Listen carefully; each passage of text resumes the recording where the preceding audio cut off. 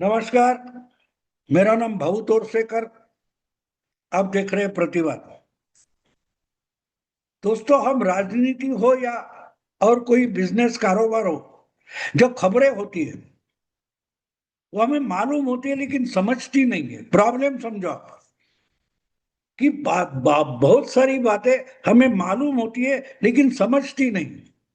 और इसलिए बड़े बड़े पॉलिटिकल पंडित हो, ज्ञानी लोग हो, वो भी फंस जाते हैं। अभी जो अब तृणमूल कांग्रेस पार्टी में टूट हुई है, अचानक से विधानसभा के नतीजे आने के बाद देखते देखते ममता दीदी की पार्टी जिस ढंग से बिखर गई है। शुरू में विधानसभा के एमएलए थे, नए नए आए हुए, वो बिखरते गए और देखते देखते 60 से ज्यादा लोग ममता के खिलाफ हो गए। उन्होंने विधानसभा के अध्यक्ष से मिलकर अपना अलग गुट बनाया और अपोजिशन लीडरशिप अपने पास ले ली। और उसके बाद जो लोकसभा में टीएमसी के एमपीज है, उनमें चलबिचल शुरू हो गई और आहिस्ते आहिस्ते एक गुट बन गया। और चर्चा होते होते वो गुट 28 में से 22 तक पहुंच गया। उन्होंने लोकसभा के सभापति से मिलकर अपना लेटर दे दिया। सभापति के घर में जाकर या ऑफिस में जाकर वो ओम बिरला से मिले। तो ये क्या चल रहा है? और मिले तो चर्चा ये थी, चलो ये बीजेपी के साथ चले जाएंगे या अलग ग्रुप होकर खुद को ही तृणमूल घोषित करेंगे। ये सब चर्चा पॉलिटिकल पंडित कर रहे थे, लेकिन ऐसा कुछ नहीं हुआ। अचानक एक खबर आ गई कि एनसीपीआई नाम की एक छोटी सी पार्टी है, कोई त्रिपुरा की पार्टी है, जिसका हेड ऑफिस बंगाल में है। अजीब बात है कि नहीं? एक पार्टी जिसका संस्थापक त्रिपुरा का है और उस पार्टी का हेड ऑफिस बंगाल में हावड़ा में है। ये कितने अजूबा है। और जब ये खबर आई कि एनसीपीआई नाम की national citizen party of India, इस नाम की पार्टी में तृणमूल के 22 एमपी विलय कर गए। अब जिस पार्टी को 2023 के चुनाव में त्रिपुरा में 1,1200 वोट नहीं मिले थे, आज अचानक वो एनडीए में 2 नंबर की पार्टी बन गई है। उसके पास 22 एमपी है। नीतीश और नायडू इनसे भी ज्यादा एनसीपीआई के क्योंकि ये लोग एनसीपीआई में विलय हो गए और उन्होंने डिक्लेयर कर दिया कि हम एनडीए को सपोर्ट करते हैं। तो मतलब ये एनडीए में 2 नंबर की पार्टी बन गई। अब ये समझना जरूरी है कि क्या हो रहा है, ये कैसे हो गई, ये कहां से आ गई पार्टी। बहुत सारे पत्रकार भी चौंक गए, उनके समझ में नहीं आ रहा था ये कौन सी पार्टी है। और यहां तक संभ्रमित थे पत्रकार, दिल्ली के एक से एक महान पत्रकार इतने संभ्रमित थे कि जो खबर आई तो पार्टी का नाम तक इनको मालूम नहीं था। और जब सुना तब उनको पता नहीं चला कि ये पार्टी कोई अलग है, हमने कभी सुनी नहीं है। तो एनसीपीआई, ये शॉर्ट फॉर्म है उसका, national citizen party of India, NCPI. तो एनसीपी ये शब्द देखकर बहुत सारे लोगों ने मान लिया कि चलो ये शरद पवार की एनसीपी में चले गए। आपको मालूम है 99 में 1999 में शरद पवार ने कांग्रेस से अलग होकर एक पार्टी निकाली थी। उसमें मेघालय के पूर्णो संगमा थे, बिहार के तारिक अनवर थे और महाराष्ट्र के शरद पवार थे। ये कांग्रेस के 3 दिग्गज नेता अलग अलग 3 राज्यों से उन्होंने इकट्ठा होकर, सोनिया गांधी इस देश में जन्म नहीं हुआ, नागरिक नहीं है, तो यह प्राइम मिनिस्टर नहीं होनी चाहिए, ये भूमिका लेते हुए अलग से पार्टी बनाई।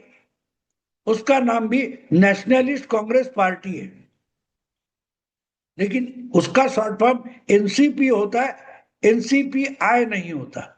इसलिए बहुत सारे लोगों की गलत फहमी हो गई कि ये जो 22 टूटे हुए तृणमूल के एमएलए है वो शरद पवार की एनसीपी पार्टी में चली गई।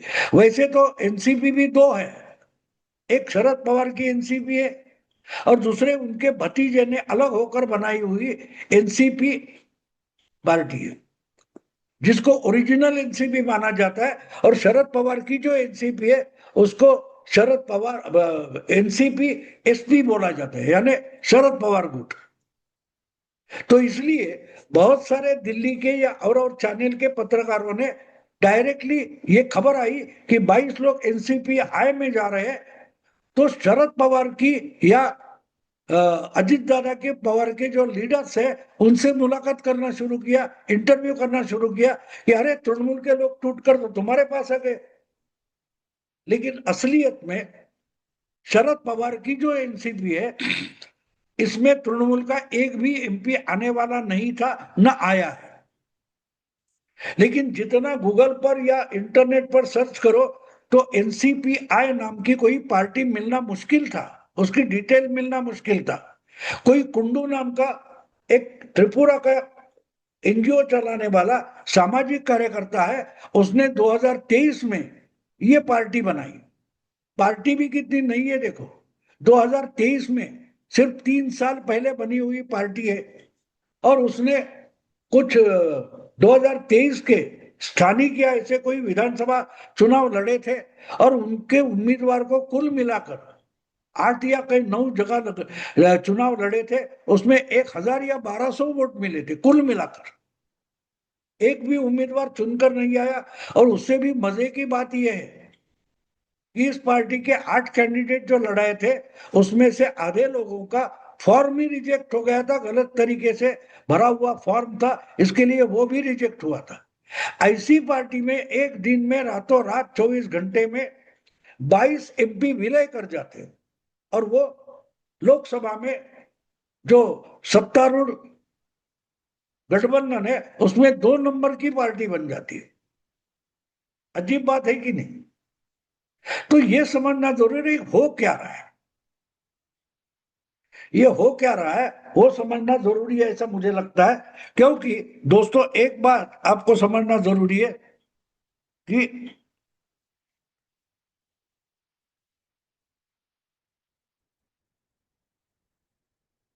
ये पार्टी आई कहां से, ये सबके सामने बड़ा सवाल है, यक्ष प्रश्न जिसको बोलते हैं। कभी हमने सुना नहीं, इसका लीडर कौन है पता नहीं। अच्छा दूसरी बात है, इसके संस्थापक कोई एक थे त्रिपुरा के, उनसे इंटरव्यू किसी चैनल के रिपोर्टर पहुंचे तो उनको तक पता नहीं कि 22 एमपी उनके पार्टी में आ गए। लेकिन वो बोल रहे ऐसा प्रस्ताव होगा तो हम सपोर्ट करेंगे वगैरह वगैरह। यानी 22 एमपी पार्टी में आ रहे हैं, उसके संस्थापक को भी मालूम है। दूसरी बात है, उसी पार्टी की खजिनदार महिला जो संस्थापक जो कुंडू है उनकी पत्नी है, उसको भी पता नहीं कि 22 एमपी उनकी पार्टी में आ रहे थे। क्या हो रहा है दोस्तों? ये समझने के लिए आपको एक बात समझना जरूरी है। आपको याद होगा जो राहुल गांधी के प्रियंका के पति रॉबर्ट वाड्रा है, उनकी इंक्वायरी चल रही है। और इंक्वायरी किस पर चल रही है? उनके जो फ्रॉड से, उनका जो धपला है, मनी लॉन्ड्रिंग वगैरह बोला जाता है। तो मनी लॉन्ड्रिंग क्या होता है? जो कंपनियां सिर्फ कागजों पर होती है, कंपनी करके रजिस्टर होता है, लेकिन वो कंपनी कोई कारोबार शुरू नहीं करती, वो कंपनी कुछ कुछ उत्पादन नहीं करती, प्रोडक्शन नहीं करती, कोई ऑफिस नहीं लगाती, कोई कारखाना नहीं लगाती, कोई बिजनेस शुरू नहीं करती, बस उसका रजिस्ट्रेशन फाइल में होता है और उसका बैंक अकाउंट होता है। अब इसको ये कोई पार्टी है, उसके खाते में 1,40,000 की पूंजी है डिपॉजिट से। तो ऐसे कंपनी को कारोबारी कारपोरेट जगत में इसको सेल कंपनी बोला जाता है। यानी एक कंपनी के शेयर खरीदे जाते हैं और इस कंपनी के शेयर फिर बेचे जाते हैं। यानी सस्ते दाम पर ऐसे कंपनी के शेयर खरीदे जाते हैं और दुगुने चौगुना कंपनी रेट पर वही शेयर बेचे जाते हैं। तो जो काला धन होता है, काला धन जो होता है वो सफेद करने के लिए ऐसी कंपनियों का इस्तेमाल होता है, उसको शेल कंपनियां बोलते हैं। शेल का मतलब वो कंपनियां कुछ काम नहीं करती, वो सिर्फ एक फाइल में, चार फाइल में पड़ी रहती है और बैंक के खाते में होती है। उसके सिवा ऐसी कंपनी का और कुछ धंधा नहीं होता, काम नहीं होता। ऐसी कंपनियां एक जगह पर, एक पते पर 100 150 कंपनियां रजिस्टर की जाती है और उनके शेयर बेचे जाते। 10 रुपए का शेयर 15 रुपए में बेचा जाएगा और बाद में वही शेयर 500 रुपए में खरीदा जाएगा। तो बेचने वाले को वो काला धन जो है वो सफेद करके मिलता है। तो काले धंधे करने के लिए जो कागज पर कंपनियां चलाई जाती है उसको सेल कंपनियां बोलते हैं। तो मैं मानता हूं एनसीपीआई नाम की जो पार्टी है वो भी एक तरीके से सेल पार्टी है, यानी कागज पर रहेगी। ये कागज पर थी। 3 साल अगर ये पार्टी रजिस्टर हुई है और हमने या कोई मीडिया वाले ने नहीं सुनी है, त्रिपुरा से लेकर, बंगाल से लेकर दिल्ली तक या महाराष्ट्र तक किसी ने इस पार्टी का नाम तक नहीं सुना था। जब ये खबर आ गई कि इस कंपनी में, इस पार्टी में 22 एमपी अपना विलय कर रहे हैं, तो पत्रकारों ने ढूंढना शुरू किया कौन सी पार्टी है, कौन सी पार्टी है। इंटरनेट पर ढूंढ ढूंढ कर कुछ लोगों ने निकाला ये क्या है, तो फिर उसका नाम मिला जो कुंडू नाम का है। और उसके कुछ एक महीने पहले से मुख्यमंत्री शुभेंदु अधिकारी के साथ फोटो मिले, पत्नी के साथ फोटो मिले, उनके और कई जगह फोटो मिले, वगैरह वगैरह। तो एक तरीके से एनसीपीआई ये शेल कंपनी है। आपको याद होगा भुजबल की इंक्वायरी चल रही थी, फिर वो झारखंड का जेल में है अभी पूर्व मुख्यमंत्री, उसका नाम क्या है, कोंडा या ऐसा कुछ है, जेल में। उसकी भी ऐसी बहुत सारी सेल कंपनियां हैं। ये सेल कंपनियां यहाँ कागज पर बनेगी पर फॉरेन से पैसा लाएगी या फॉरेन को पैसा भेजेगी, वो घूम कर आएगा। ये सब मनी लॉन्ड्रिंग करने के लिए, काला धन छुपाने के लिए या सफेद करने के लिए जो कंपनियां चलती है, अब वो मामला पॉलिटिक्स में आ गया। अब बीजेपी को इन 22 एमपीओ की जरूरत है, आंकड़े की जरूरत है। लेकिन अपनी पार्टी में अगर बीजेपी इनको समा लेती है तो बंगाल का मतदाता गुस्सा हो जाएगा। बंगाल का मतदाता क्लियर कट ऐसे सब तृणमूल के नेता एमएलए को पीट रहा है, उन पर अंडे मार रहा है, सड़े टमाटर मार रहा है, ऐसे नेताओं को बीजेपी अपने साथ लेकर आएगी तो बीजेपी के खिलाफ बंगाल का वोटर हो जाएगा। बीजेपी को नहीं चाहिए, लेकिन बीजेपी को उन एमपी का वोट चाहिए। तो बीजेपी ने क्या किया कि एक शेल कंपनी जैसी शेल पार्टी ढूंढ निकाली जिसका सिर्फ रजिस्ट्रेशन है, काम कुछ नहीं है, केडर कुछ नहीं है, कार्यकर्ता कुछ नहीं है। वो 22 एमपी डायरेक्टली इस पार्टी के मेंबर बन गए, विलय हो गए। अब ये विलय होगा तो वो अगर बीजेपी के जो कोई प्रस्ताव आएंगे, विधेयक आएंगे, उसको सपोर्ट करेगी तो उसका ठिकरा बीजेपी के माथे पर फोड़ा नहीं जा सकता कानून।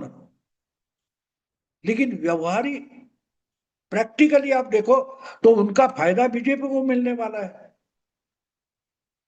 है कि नहीं। अगर ये बीजेपी पे ना होते हुए बीजेपी को ही वोट देंगे तो फायदा तो बीजेपी का है, लेकिन जिम्मेदारी बीजेपी की नहीं। कोई उंगली उठाकर बीजेपी ने, तृणमूल के सब भ्रष्ट लोग हैं उनको अपने साथ लिया, ये कोई आरोप नहीं कर सकता, क्योंकि बीजेपी बोलेगी हमने तो मांगा नहीं था। ये अपने आप अगर हमको सपोर्ट दे रहे हैं तो हम उनको ना क्यों करें।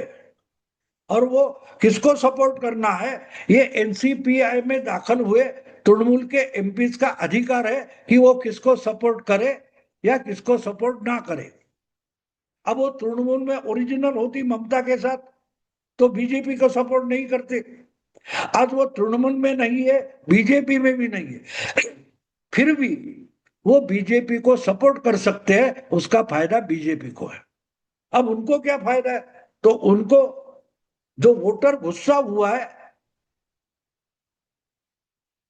उनको जाकर ये बोल सकते हैं कि हम तो तृणमूल छोड़ दिए, हम ममता के साथ नहीं है, बीजेपी हमारे हमको साथ नहीं ले रही, ठीक है, लेकिन वोटर की जो इच्छा है कि ममता और कांग्रेस के खिलाफ जाना चाहिए तो हम कांग्रेस के खिलाफ वोट कर रहे, हम अलग पार्टी बनाकर हम बीजेपी को सपोर्ट कर रहे, हम कांग्रेस के खिलाफ की नीतियां है उसका सपोर्ट कर रहे, हम ममता की नीति के खिलाफ सपोर्ट कर रहे, तो हमको कम से कम अंडे मत मारो।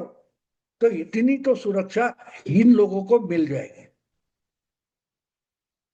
एक तरीके से अब जो बिजनेस में या कारपोरेट में शेल कंपनियां होती है, मनी लॉन्ड्रिंग होती है, मानो यहां एमपी और पॉलिटिकल पावर का मनी लॉन्ड्रिंग शुरू हो गया।